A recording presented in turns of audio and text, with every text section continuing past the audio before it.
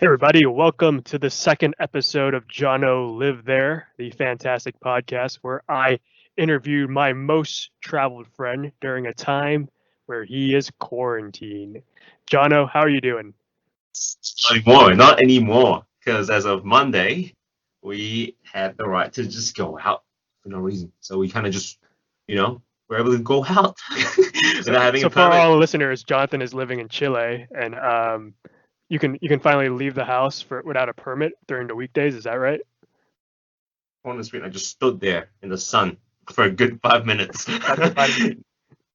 It's not, and then actually for the first time really roamed the city and did a bit of I guess, kind of a Corona style tourism where everything's kind of closed, but you're able to roam around the streets and go to the main place in town, went to the sort of central park of Santiago on top of a hill, and no, it was awesome. It was awesome, and I killed my legs like just walking in hours and hours and hours and hours every day. So It's that was crazy. good. The exercise. Like, are people like wearing masks out there in South America?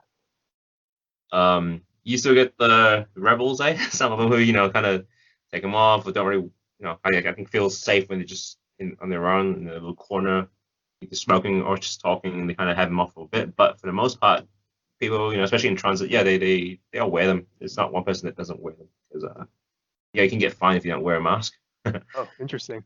They should do that here. I mean, people kind of follow the rules over there, right where you are on the west coast. Well, I live in San Francisco, which is like the opposite of most America. So yeah, everyone wears a mask here. Uh, and honestly, I can't really judge. I haven't been outside of my city that much, so I haven't observed normal America because I'm in my own little bubble. I hardly leave like 1 mile radius from my house because it's just too scary out there. Is anyone giving you any dirty looks, Jonathan? Because you are an Asian guy in a non-Asian country. Yeah. There's also this week also was when I realized that shit, there are quite a number of Chinese restaurants here. So I'm not the first. I'm definitely still a minority, but I think people here kind of, especially in the city, are kind of already used to seeing the odd Chinese looking guy around. So in terms of looks, no. In terms of stares of maybe for short duration sometimes, but dirty looks definitely not. I think they're pretty. I hope anyways, pretty fair and think in sort of not attributing this to all Chinese looking people. I mean, they don't want to they don't want a virus. I don't think, right? If you were to be that cynical, come on, like these just hate on the government of China, not its people. But I anyway, want to mess with this random Chinese-looking tourist, and he's wearing a mask too, so he's being respectful. I'll do my part of this, right? And you know, you try to integrate, but then like yeah. But if anything, I think they probably just look at my legs more often because I've been wearing shorts this whole time. Although spring is coming, and where you guys are, it's almost autumn, right? Yeah, summer's almost finishing. So Well, yeah, yeah, let's talk about a country with plenty of Asian people, so you feel more included. Today, well, the premise of our show is we're going to interview Jonathan about each chapter of his life and each country that he's lived in. Last week we went with Malaysia, which was the country he was born in. He spent his early years there until he was about 12 or 13. So today we're going to be talking about the next country that Jonathan lived in, which is Singapore. Singapore is, in my opinion, like the upper class Asian country. It's the Mercedes Benz of Asian countries. I have a perception of it being clean, educated, like this pristine place. Jonathan, are my assumptions correct there? love that analogy. It's a beautiful way of putting Singapore in terms of the other countries around Southeast Like, Asia, so not just it's the Southeast Asia, Mercedes Benz, and then Malaysia was like the Honda Civic, right? but I guess you could say so. Yeah, I mean, I don't know if I can say that it's the Mercedes Benz compared to to let's say other countries like yourself, like the US. I don't know, because like if they were the Mercedes Benz, what would you guys be then? No, no, I'm Would you saying the Mercedes Benz of Asia because of the movie right? Crazy Rich Asians, like when the main character went to see her boyfriend's family. It's like this super. It looked like Dubai for Asia. I guess Dubai is in Asia, but like Dubai for East Asia. To be honest, you talk about Asia, talk about let's say Japan, Korea, fine, that they're all sort of up there in the in East Asia. But if you talk about Southeast Asia, yeah, Singapore is just like the MVP, in terms of, I mean, general, yeah, health, quality of life. But having said that, though, in terms of quality of life, I've had all these Malaysians, of all their voices, all their opinions, kind of like criticizing the downside to this spick and span country that's in my head right now. I'm trying to be as fair as possible, though. I'm not gonna just go and full out, critiquing them because it is true that credit where credit's due. And they're a bit younger than us, after sort of getting their independence, right, separating from Malaysia. And I mean, since then, just the way they've been developed, from having come from a country that's pretty much swamp, with no natural resources, a tiny island nation, to apparently what is the fourth most powerful economy in the world from what I last heard. I don't know if that's still true. It might have Singapore gone is up the or down a bit. fourth largest economy, or like most powerful economy in the world. It's a few years old, so I'm not gonna, especially also now with the coronavirus and all that. I don't know if it's still the same, but they're definitely still one of the strongest economies in the world, with their, largely, I think foreign attracting sort of uh, policies. They've been really good at attracting foreign talent, and I mean foreign manpower as well. So that it takes up a lot of their workforce, and just obviously through you know I guess a really disciplined sort of focus that they've been able to implement in their policies, and therefore also in the sort of psyche of the people. I mean, I only spent, I spent a good amount of time going back and forth because I come from the south of Malaysia, right? So we'd normally be able just to go skip across and see a wall. Okay, that's the target, that's we're supposed to work towards this, and then come back and, oh yeah, but You then see again, prosperity across the border, right? And you try to get there. but then having said that, though, you come back and like the whole stereotype saying that you're always kind of able to breathe, when you come back, because it is true. Like it does come at a price, isn't it? With orderliness, with a commitment to the quality and to rigor. You kind of, the downside is that, yeah, you get sort of this need to always compete, and therefore that also has sort of coined these terms, right, of kiasu, which is scared, afraid of losing, or can't see, afraid of dying. So we kind of like, I mean, Singaporeans themselves would even say they are those things, because you get that, I guess, being sort of the result, of this overly sort of rigorous, zealous sort of need to advance, need to fucking, survive. We're a small nation. Yeah, we need to fucking fend for ourselves. And so it really bleeds down, I think, into the psyche of people, So So, let's get so into like how did you end up in Singapore? So you were born in Malaysia, and then I'm assuming you went to secondary school in Singapore. exactly that. So as soon as we finished primary school, so I guess more so again with the, I guess the Malaysian Chinese population. As soon as you finish primary, and if you've got the means, I mean, I'm sorry, some of my cousins even actually went to primary school in Singapore because a lot of them actually take the morning bus. They wake up at like 4 or 5 o'clock in the morning, they take the bus across the border, hop on, hop off, customs, and then go to school, and then they come back, in late afternoon, evening, and they do that like literally for 5 days a week for And you how don't many need a years of their special lives? visa to like just cross the border every day to Singapore. Just a student ID. I mean, you still have to show your passport and everything, but I think the average number of Malaysians actually crossing the border between Johor and Singapore is about 300,000 people every day to Wow. work and study. Mhm. So lots of students, they take the bus, and we were actually we kind of pondered that option. We were on the brink of actually doing that as well, but then of course because it's so tiring, and taxing really, you don't really get much time other than just going to school, come back late, do homework, and that's it. For 5 days of the week. So, So so, so the Malaysians that cross the border every day to Singapore are either students that have like more well-off families that can send them to school in Singapore, and they're daily workers too. So maybe like people that have jobs in Singapore and can make more money and then bring it back to Malaysia at the end of the day. Is that right? to live, over in Malaysia. I mean, there are some that obviously have moved there, but most of them actually, yeah, of course, because of the much stronger Singaporean currency, right? They opt to work in Singapore if they can, and therefore really give up a lot of their, mental health, I guess, and sort of even physical health. But I guess being sort of having a currency that's 3 times weaker, you definitely do earn a lot and get more, out of your job financially when you live in Malaysia and work over there. That's why my dad did actually for 20 years.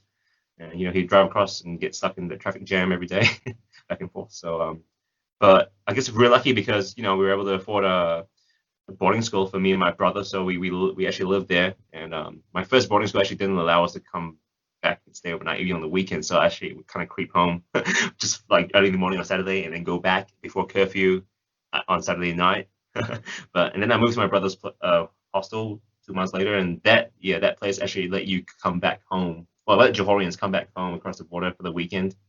And yeah, so I actually stayed there, I guess, during the week. So as a 13-year-old, you had to live away from your parents in a Uh, boarding school. Was that pretty traumatizing? That's kind of tough for a 13-year-old, right? I Especially don't know because if you're in a traumatizing is different country where people think you're poorer than them. yeah, which is funny because the whole mindset, the whole sort of mentality, and the education system, I guess, as a whole, just kind of works differently in terms of how much stress we give the kids, and how much sort of pressure we heap on them. So like when I remember, yeah, just on my second day of school, they already had like these physical tests where they were testing you to see what kind of curricular activities they're going to put you in. If it's going to be one of those top sports of the school and everything. And then I was like going, what the hell? What? Man, chill out. But there's no chill there. And then I just remember like at the time where I scored kind of low. I think on the English test, and then I don't know why. Again, it's just this script that you get kind of um I guess indoctrinated, and where Malaysia's still kind of catching up, right, to Singapore in terms of yeah, especially education. So I think I just kind of said that when my teacher was surprised by my lower score, I said, yeah, I'm from Malaysia. I said, and she's like, oh. Well, that I'm like, explains okay. it. But of course, I did end up, working my way up to the top, in my class. But still, it is a stereotype that's, I guess, it still holds true to some certain extent. Where, yeah, overall, it doesn't really explain why, if Malaysian families do have the means, they probably want the kids to go to school in Singapore, because the education system there is obviously just much better. And you, I guess you kind of under a lot more stress and pressure, but apparently the silver lining is that if you were to be able to survive the Singaporean school system, I think you'd be all right anywhere. And that kind of, I guess, held true to some certain extent when I moving on later. So yeah, I mean, just to give it in a nutshell. So homework, definitely homework, fucking every day. And on top of homework, you have to actually join a co-curricular activity after school. It depends on which ones. Like some actually take more of your time after school, and yeah, and it was definitely a very, very much academic, compared to most of the world. So as a 13-year-old, you're in boarding school. You do homework. You go to school. You do homework. You might play a sport afterwards. Do you actually go outside of the school and hang out in Singapore, or are you just staying on the campus the whole time? Question, I guess. And so there's also a reason why where most of the kids that come from overseas, right, not just from Malaysia, but from the ASEAN region, Southeast Asia, not just Southeast Asia actually, some even from like China and Korea and stuff. They come in there about like 15, bit older. So I was 13, and so at the time I think I gradually started, hanging out a little bit, just a handful of times, I guess, with my classmates every now and then. But generally speaking, now you just you go to school and you go back, and then you chill out for a while, or eat, and then the homework time. Like in boarding school, you got 2 hours of what they call prep time or study time every day. You just have to, do your homework, I guess, study, and yeah, and it's all quite sort of orderly and sort of time stringent. So that's definitely not what I was used to, right? It And it so just kind of just sounds like a prison to me, Jonathan. Except you get to go see your mom on Saturday mornings. I mean, my mom used to come across quite a lot as well to see me, and my brother was kind of more sort of depth. He was a bit, I guess, also a bit older, but yeah, it was kind of tough. And how you had that curfew, bloody hell, it really is something when you have to report back by a certain time, and and Did they at least have a PlayStation 2 or something back then? Like, what do you? I mean, my first one it was an older one. They had a TV room. That's about it. They only had And one even then, channel. well, they had a few channels, but even then, like if you watch too much, the what would you call them? The house and head, that's the house masters and the house mistresses, I guess. Those kind of the guardians, I guess, that take care of you guys. They kind of come and sort of, I guess, advise you to not watch too much TV or whatever. But having said that, though, my first one, we had this kind of guardians, just like the head mistress of the sort of boarding school part. Her name was Auntie April, and no, she was a jewel, man. She really took care of me and this other Sri Lankan guy that was just like was just homesick, took us to the movies quietly, secretly, and gave me my little gorilla, stuffed animal that I still have, that was abandoned actually. But anyways, long story short, it was all right. Second, when I moved to my brother's, though, was a thing a bit better, where you had a bit more recreation, sort of like more facilities to have fun in, but at the same time, it's still largely managed. That's the bottom line. You used to kind of really micromanage. All right.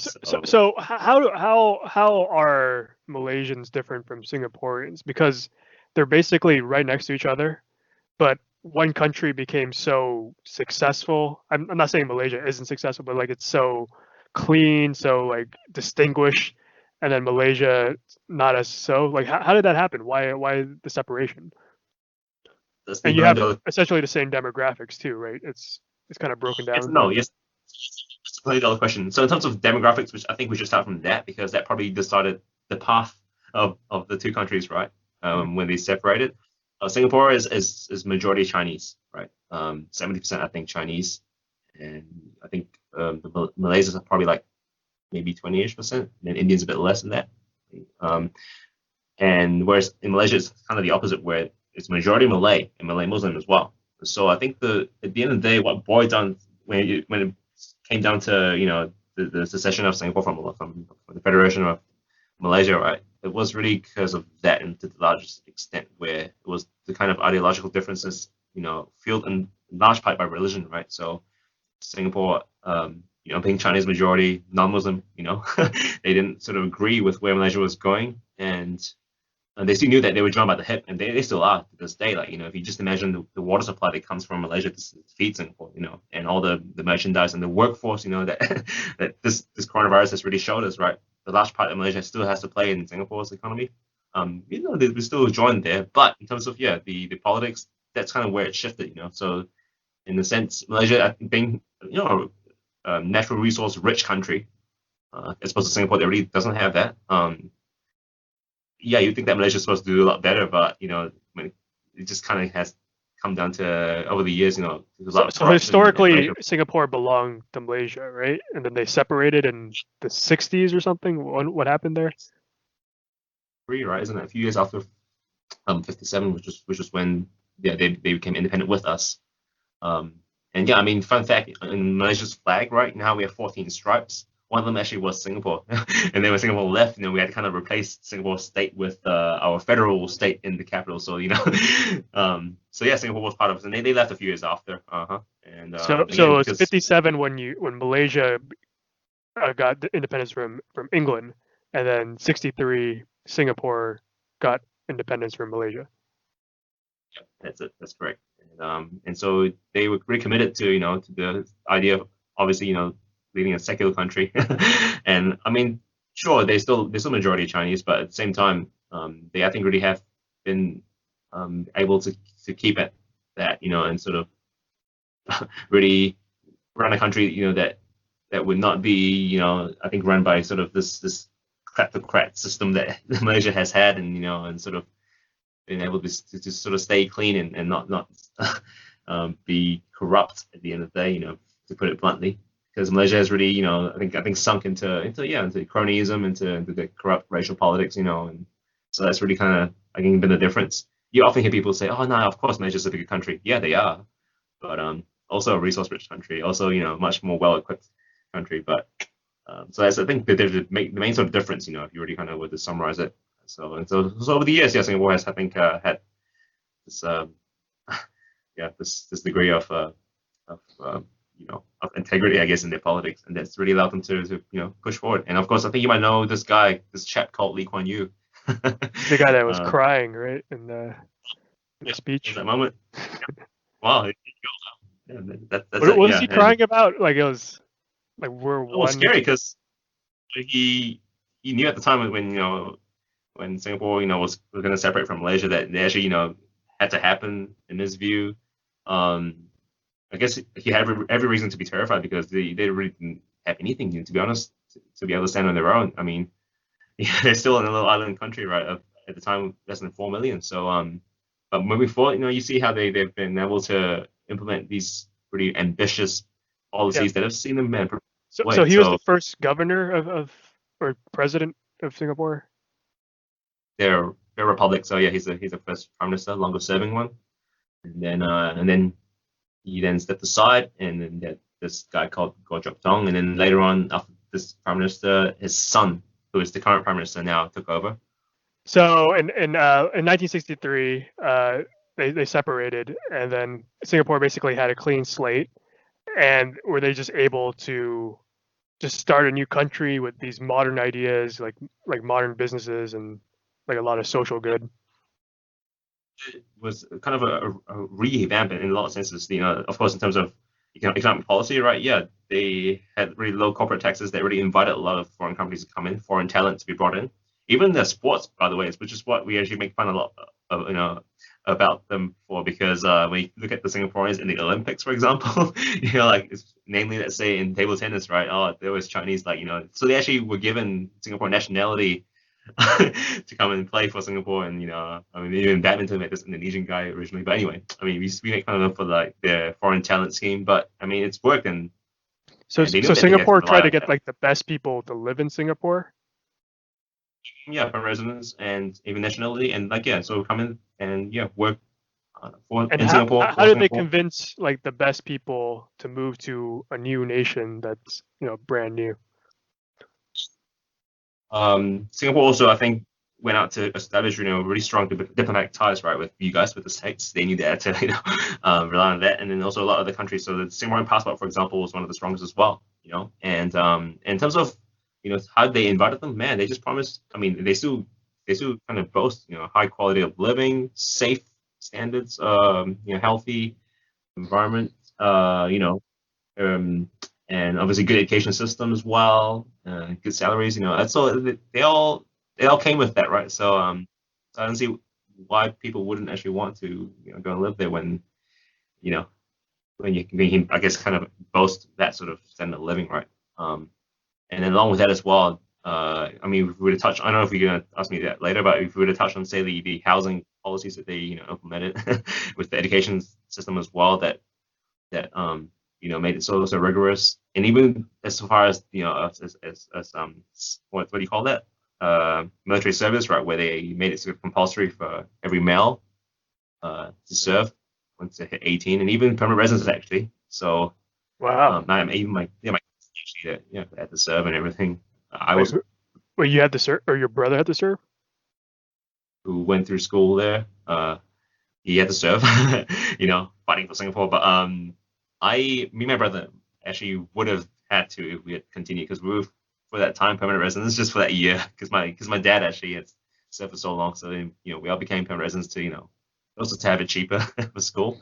But then we had to then sort of cancel that just because we would have to go back to serve, even as permanent residents. So and all these kind of policies, it was drastic, I guess, in a lot of senses, but also I guess in Lee Kuan Yew's words, necessary, right? And you see the fruits now, you know. So Yeah, it is a very safe country, and they have like some of the more stricter laws out there, but it's a democracy. So the politicians just kind of all agreed on these laws, even though like some of them seem a little extreme. right, so so Lee Kuan Yew's party, I think it's called the People's Action Party, PAP. Yeah, I think they've been in power since inception, right? Since independence, and they do have an opposition, but at the same time, I guess it's in a nutshell, it's tough to really pick holes and to criticize a government when you see the results, always sort of being positive and sort of um I think they're delivering. I think in terms of having the sort of having people's lives actually being somewhat, like, for the most part, okay. You know what I mean? So for starters, like, yes, most countries, even from the outside, especially, they would sort of criticize Singapore for not having the civil liberties, apparently, like being one of the least free countries to really have I guess freedom of expression, to criticize the government, for example, and people also say, man, Singapore, they still have that death penalty that is still in effect because how it used to be. I think what was the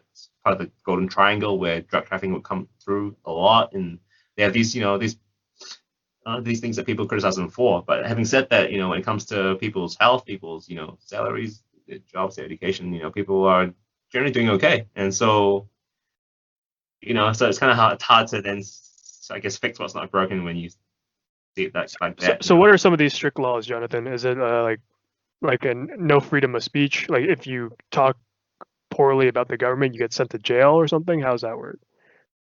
So there's this famous case of this guy called what's his name again? Uh, I forgot his name. Anyway, it was this boy actually that I think what he did was that he posted a YouTube video criticizing the government, criticizing Lee Kuan Yew, and even showing Lee Kuan Yew, I think, getting sodomized in the ass by Jesus or something like that, right? And then he actually eventually got arrested for this these accusations, the slander, I guess, against the government, and then he got charged in court, and later on he actually applied for political asylum in the States, and he is now in the States. Ooh, I should hit him up later and hang out with him. Maybe he lives in San Francisco.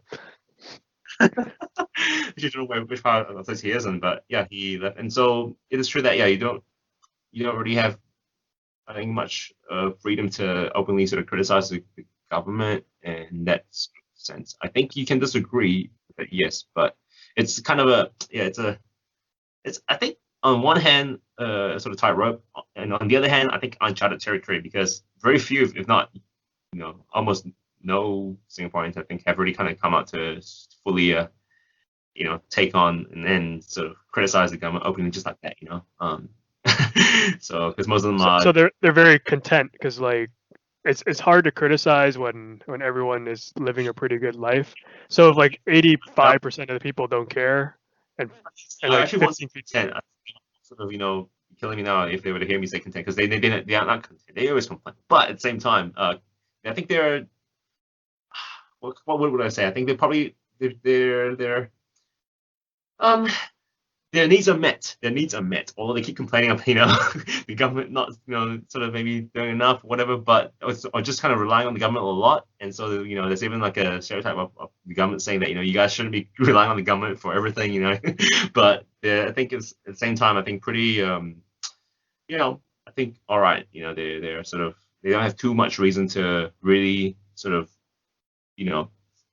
go mad and revolt against the government, right? Because I mean, first of all, I don't know if they would, because I don't think they they would know how to. Like, why would they mess with had. a good thing, right? Because like you're fed every night, Exactly. you got your house, you got some money. But I guess there would be a segment of the population, and this is common in every country, where you criticize the government. Like so if you're part of that population, what happens? Do you have to leave the country to criticize it, or like what are your consequences? I guess in their fashion, right? They do it through sort of the more accepted channels, right? I mean, there is the opposition, by the way, in government, and they're apparently growing and gaining ground, but at the same time, it's not enough. and that's always that criticism, right? When you look at a long-standing government, people label it as maybe some sort of oligarchy even, but at the same time, again, I think when the outcomes are there, and it's hard to kind of fight against because of the key sort of factors, right, of like of people's health, of their education, of the safety, then it's really hard. It's really hard to to poke holes in that, right? So just to give you an example, like I think we ought to talk about the housing policies, right, of the HDB, Housing Development Board flats, right? Where yeah. So for people that don't know, like most Singaporeans live in government housing, right? But like so to Americans, government housing sounds terrible. Like it's like the worst housing you can live in. Like it's always in neighborhoods with a lot of crime, and it like keeps people down because you can't improve because like it has poor public schools and like a lot of people are in poverty there. But in Singapore, it's completely different, right, Jonathan? Kind of the opposite of that, because that if anything is the norm, the majority of people live in those sort of apartments. And I must say, I mean, having stayed over a few nights, quite a few nights actually with our family friends. My dad's village mate actually down the street married a Singaporean and now lives there and everything. And they were our family friends growing up. But yeah, you go there and you kind of just know that yeah, okay, you are living in so typical flat of 12, 13, 14 stories. But at the same time, the quality is all right. And I mean, there are these. It's kind of really kind of I don't know, well constructed and maintained flats, right, with the green spaces in the middle, downstairs, and and they also have these community centers kind of that are built, in the midst of all of these flats, right? And it's kind of just the way it is over there. And so and I think back in the days, I don't know if it's still enforced now. They actually implemented a kind of race quota where you actually would have Chinese, Indians, and Malays, coexisting, well, quote unquote, forcefully, in these flats. So again, when people do post it Singapore, yeah, they say, hey, that's against your freedom to choose and everything. But I think the intention was probably sound to say the least, right? And you see the results of how they for better or worse, actually get along and living harmoniously Yeah. among themselves. So So if our listeners don't know, like one of the most interesting things about public housing in Singapore is that some of them will literally divide the population of the public housing unit by the race of the country. So if there's integrate. 70% Chinese people in Singapore, there's 20% Malay, let's say 10% Indian, like they'll segment the population of the housing project or housing community by the same segmentation as the race of the country, which is a fascinating idea. I think is a pretty good idea actually. But I can see why some people don't like the ability not to choose where they live, which is that's bad I too. mean, well, so I mean, you do have if you're able to afford it, you can definitely get better condos, and even like if you're already that well off, you can like, get maybe landed property and stuff. But you're right that for the most part, you have people who actually live in these HDB flats, and yeah, one could say that it's kind of forced mingling to have them integrate forcefully, and people also would then they had their own detractors, kind of criticizing this policy and even kind of questioning if it's really worked because it is true that I think like in any other country, the majority always, I think, has most license to take it for granted, to take kind of like, just kind of to not recognize that maybe they are, they are sort of, they have more of a responsibility to, to include minorities, right? So you see that, there's still that discrimination against, the minority Malays and Indians and now with more of the, I guess, immigrant Chinese population that's been settling in Singapore over the years, right? You see that tension there, but at the same time, though, I think it's all relative, right? I think they still kind of coexist, all right, and it's supposed to be one of the most, like selling factors of Singapore, anyways, right? Just like Malaysia, the whole idea of multiculturalism and kind of food that you can eat, kind of face that you can find, and you know, so So, that's how it so do is. you think Singapore? I mean, like it sounds like Singapore is a very controlled environment by the government. The government, like has very strict ways of doing things. But do you think it's to the same extent of like let's say China? Like China literally prevents you from going onto Twitter, onto Facebook, so you can't express your opinions. But Singapore I isn't that bad, right? I hope not. I mean, no, I mean, I haven't been to China, but I mean, from what we know of it, um, for all the biases and whatnot, yeah, I can't say that I mean, Singapore is at that level, but at the same time, it's also such a small country, much smaller country than China. So it's really people might say that it's that it's apples and oranges trying to compare the two, But in terms of policy, like yeah, how strict they are in terms of like controlling how citizens would do things, there are eerily similar attributes when you talk about it in that sense. I had a Singaporean friend, I'm not gonna name his name because he might get in trouble, who actually said that, Singapore is like a Prime glorified Minister's North listening. Korea. I think he might have meant more glorified China, but it's true that in terms of, he was trying to get at how, like, when it comes to, how, how forcefully, I guess intrusive and controlling the government can be on how people lead their lives. Yeah, they bear similarities. But no, I can't say that you know um, I don't know, I just can't see it as much as a Chinese sort of way of governing because you still get ways to express yourself in Singapore. It's just that I guess I'm always going to be biased, right? Coming in from the outside, coming from some quote unquote freer country where it's more anything goes, Of course, I'm always going to say that, yeah, man, it's a lot of pressure to have to just do things a certain way and, cross the road where there's a traffic light, no jaywalking, or I don't know, things like that, where people are sort of not as confident to want to speak out and be different. There's more of a force of having to more of pressure to have to conform, which you can again sort of recognize, right? How they need to be like that, right, from the very start. They needed to develop that sort of national identity and that that the sort of uniformity, I think, between the citizens, right? They had to do that in order to survive, I think. And that's what Lee Kuan Yew actually said. To survive, they had to do these things, right? So Did I your understand friend it. go into like what part of his lives he feels like they control too much about besides housing? Definitely, I think definitely in terms of political dissidents, right? That's definitely, you know, the black sheep in the room. I guess that's what people, yeah, would bring up when it comes to not being able to, you know, say too much or I guess say things against the government that would kind of be too out there, too outlandish, too offensive. I think. But other than that, though, no, I must say it's still many, on many, um, sorry, I mean, in many ways you can see that as it's still quite a free. I hesitant to say the word free, but you're still able to to study, you're still able to create, you're still able to um, have I think a future in terms of say if you want to even go overseas, you're able to do that because the education system actually it's not sort of um, as prescriptive, but they do give you again the kind of options, right?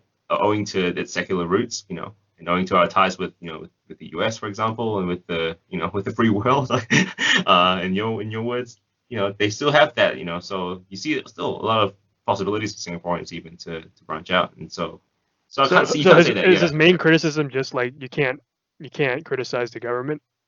Like is he Yeah, disturbed with anything else besides that?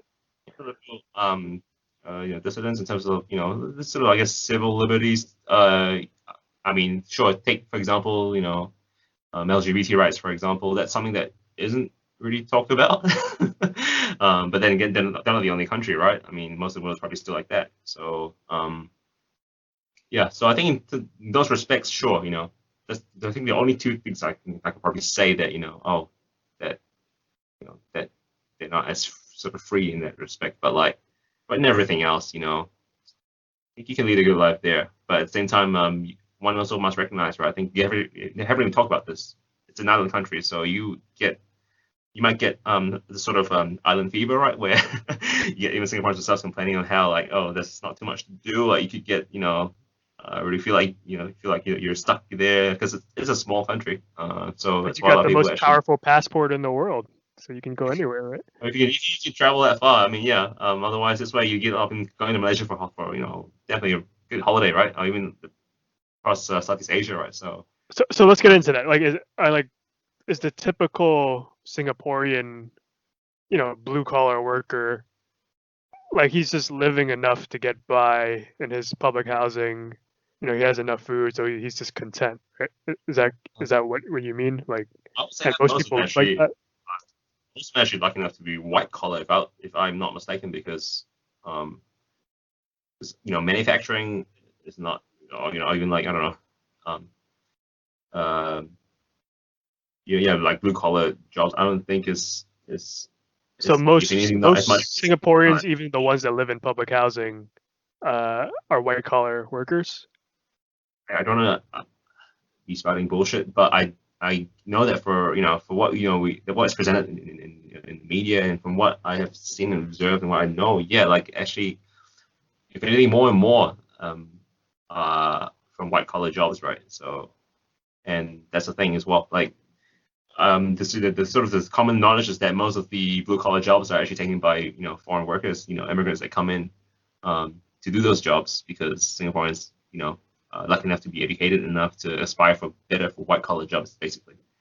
So So what makes me like kind of doubt that is like there's like a population of 5 million people in Singapore. Like it's not a small number, and like could there be that many jobs available that are white collar, like the office jobs for a population that size when it's such a like small surface area of the country? it's a city, it's a metropolis, of a city state, So there's definitely, most I think of most of the sector I think that really I think, powers its economy. I think is from finance and from um, multinationals that actually have their HQs there and all that. So it's a financial hub, and for very good reason. I mean, with the really favorable tax policies and all, and the way they've been able to sort of invite big banks to really to have Singapore being their base in Asia, right? So most of the sort of jobs here that actually I think that account for its economy comes from there. And again, most of the blue collar jobs, right, are already actually held by foreign workers. Like they have that path to come in and settle in Singapore. That's been really facilitated a lot by the government because of that reason. Actually, that most Singaporeans, I think not just Singaporeans, look at any other country right now. If you had the option, to go for a white collar kind of more comfortable job, you want that, right? So most Singaporeans actually, have been able to do that, and more and more are still doing that. So yeah, so if you were to see blue collar jobs again, most of them are held by foreign workers. For Bangladesh, more and more so now, from Pakistan, um, and yeah, so and of course you get the foreign expats, right?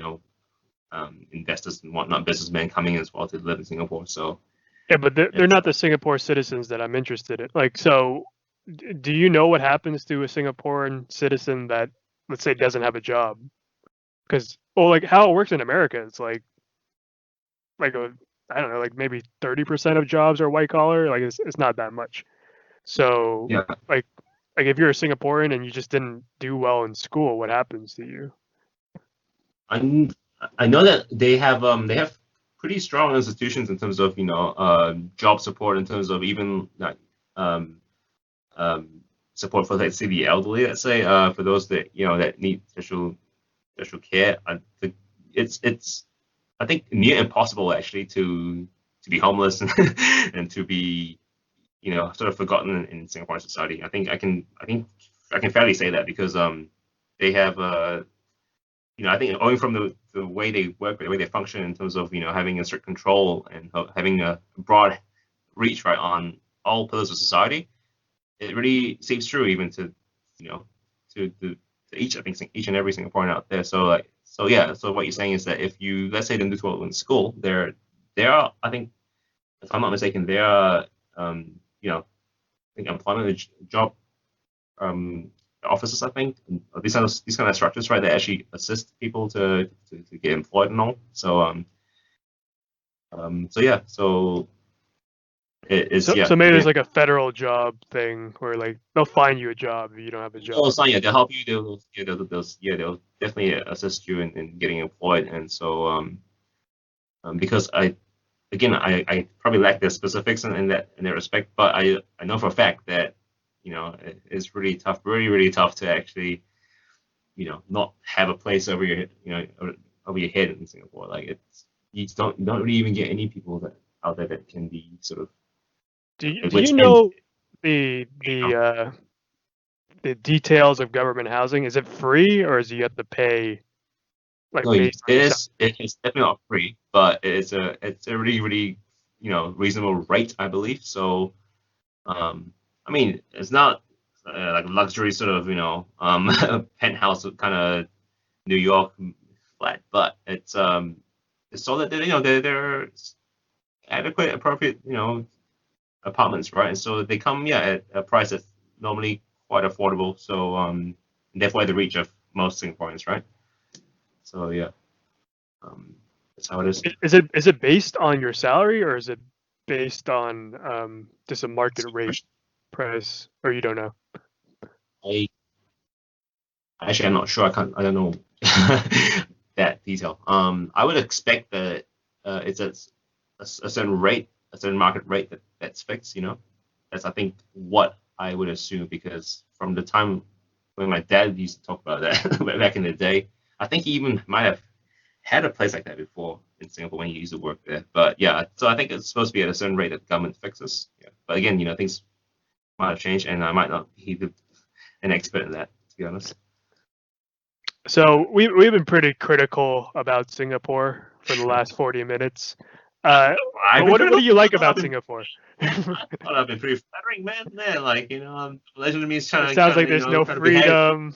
Like people are just like numb and content.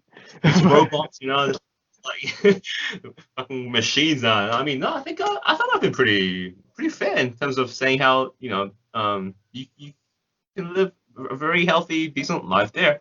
No, so like Um, I would say if I was poor or like if I was lower class, like Singapore sounds great because like I'm not gonna be homeless. I'm not gonna be on the street. Like I'll have like the government probably gives me a job too, so that's great. Like I bet a bunch of Americans would sign up for that. A majority of them maybe.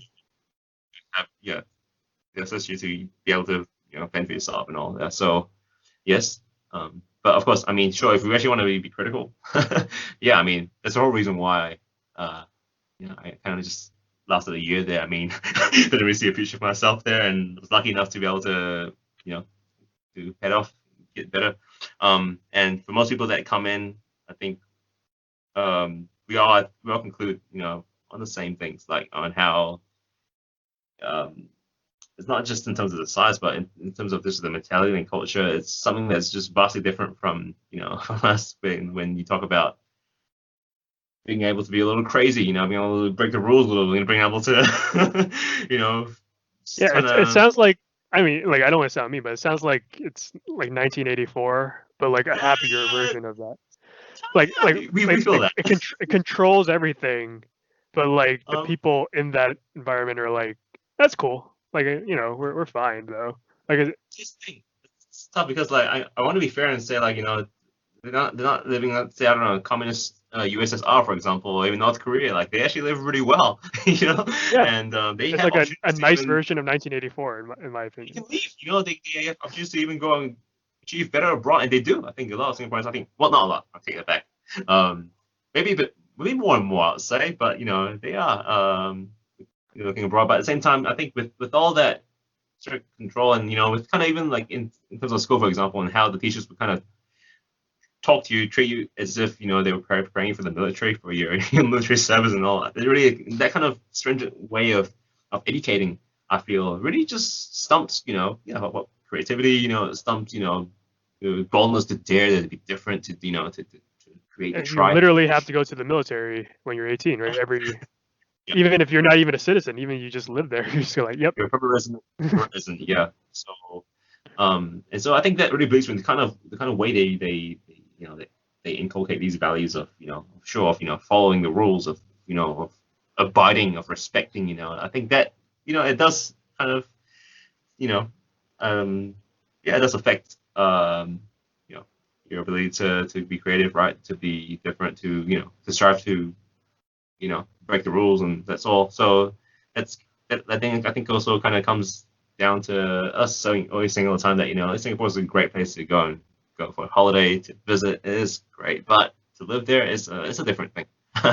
But then again, having said that, it's all relative, right? You see, man, when you look at, I think, other places in the world, when safety is not something that's guaranteed, when Yeah. a good health system, for example, is not guaranteed, then I think you can maybe put it into perspective and say, okay, maybe we've just been crybabies here, because No, I just think 90% of the world would probably like kill to get the Singapore passport and live there. I think it's yeah, great for like most of the population, but does that make it right?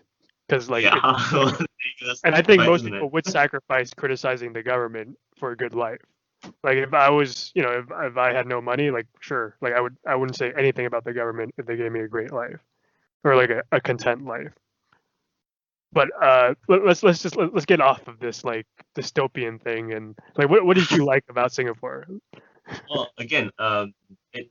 I mean, in the words of my one of my benefactors when I was there, my form teacher who actually went to the military, but she did say that when I went back to visit her a few years later, she said that yeah, at the end of the day, Malaysia and Singapore, we're just sisters, sister countries, and it is true. Like being there, obviously the culture is different, but not that different. I mean, it's it's still recognizable, and I mean, I grew up also kind of consuming their media and all that. So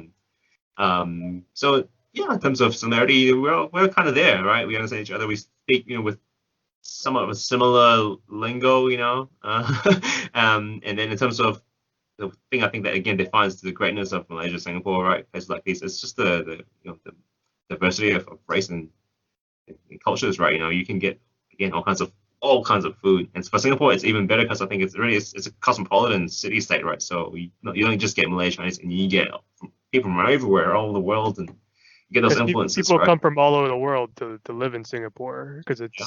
it's attractive financially, so they bring their food with them.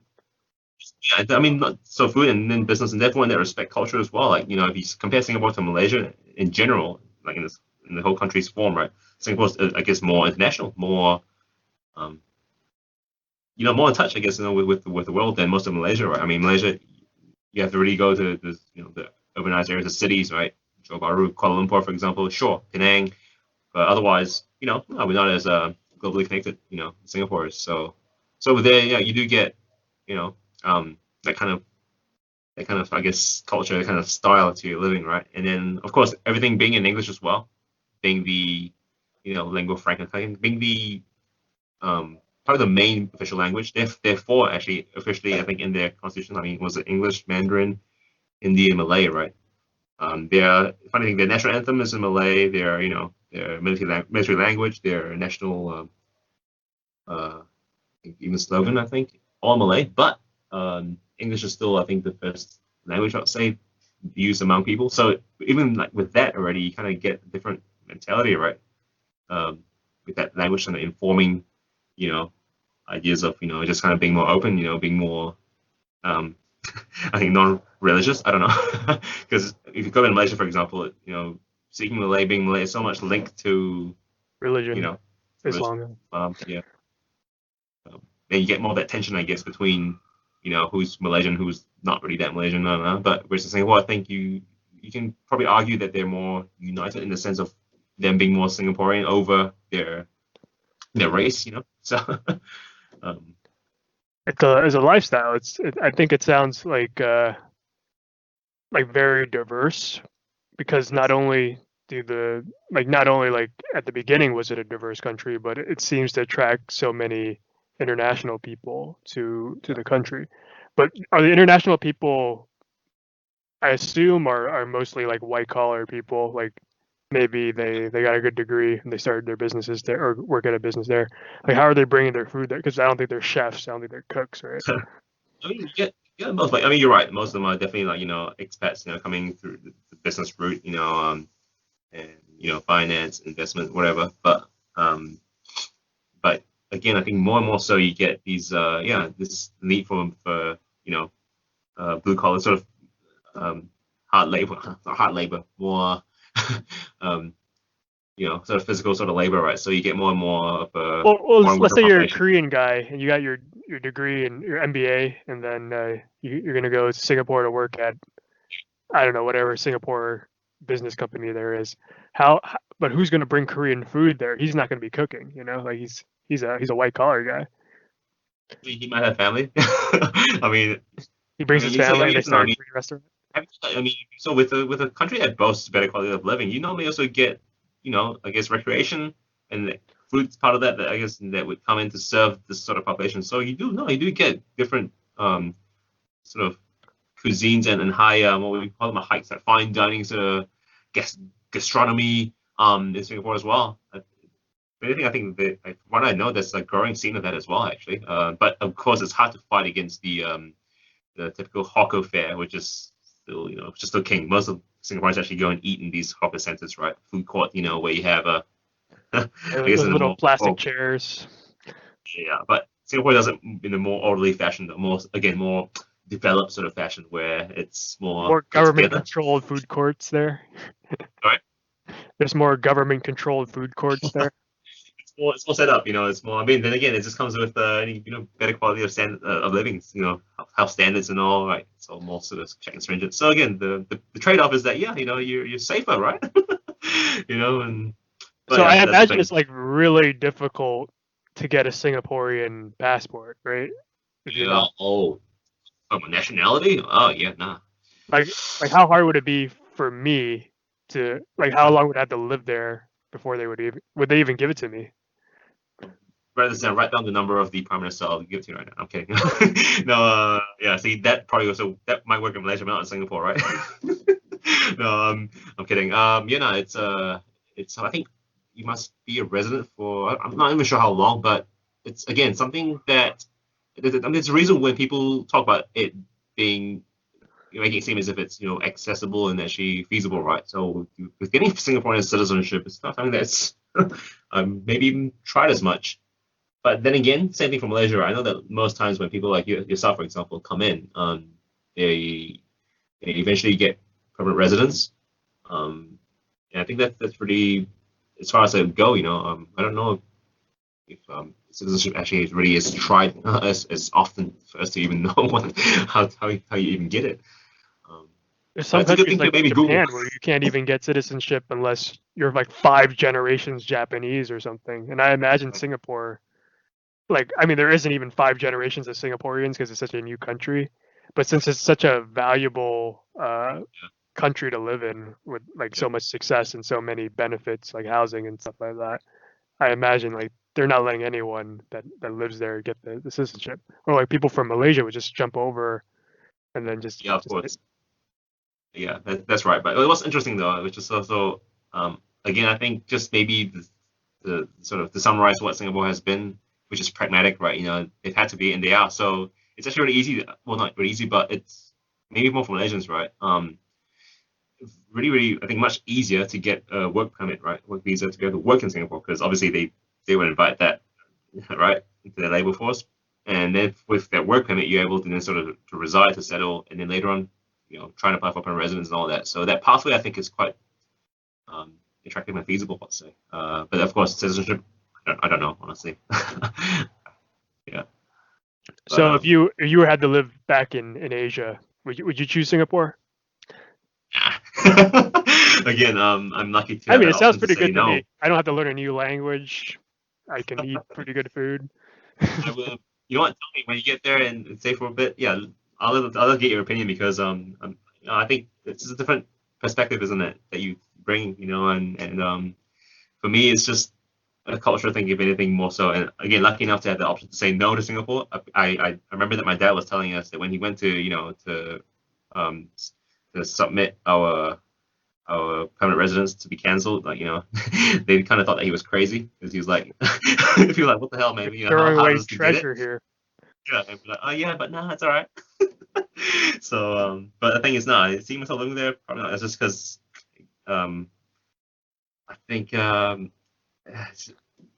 think more than anything, I mean, it's not just because I'm the kind that needs to have my political liberties. I need to defy the government. No, I think it's maybe more about the options, like more about sort of the things to do and places to go, and I Yeah, it think does seem a it's little quite. bit like stagnant. Like there's not that much history there.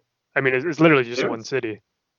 Yeah, of course. I mean, it's still a rich, place with a rich history. I can't deny that. But in terms of just uh, I maybe just places to go to, man. Maybe I'm just that simple. I don't know, man. um, and just people that that honest crazy. I don't know. Honest, All are right. bold So and on a final note, do you have anything to say to all the Singaporeans listening to them? I'm sorry if we offended you in any way. I think it's a great country. Like I'm gonna let you do that to apologize. I'm not I'm not going to, but I would say having to say about them, and I wish they would come stay in Malaysia more. No, and then they'll just and actually go out. bring your money to other countries that could use it. True. But no, I think to be fair, what I would like for Singapore, this might be a theme actually with all our podcasts, but for them, I think especially to go out to actually meet people abroad because there's still that stereotype that they have though that they're just awfully comfortable with their lives there and don't really see the need to you know they're too uncomfortable. So I can see them kind of go around more and just be fucking less annoying. Don't be scared of dying. Don't be scared of fucking losing. Don't be get over it, man. You don't have to fucking race to the fucking bus, man. It's okay. We have plenty of buses, plenty of time. You know, you have to compete in everything. Fuck, just chill out for sometimes. Just chill out. Oh yeah. Anyways, I, I'll I gladly hope that jaywalk with any message. point. I want to jaywalk. I would jaywalk with you. I'll risk not being allowed to come back anymore. Yeah, so all the Singaporeans listen out there, come to America, jaywalk once in a while. You probably won't get arrested. You'll probably be good. And on that note, it's time to end the show. So thank you, Jonathan, for joining us today. We'll see you guys next week.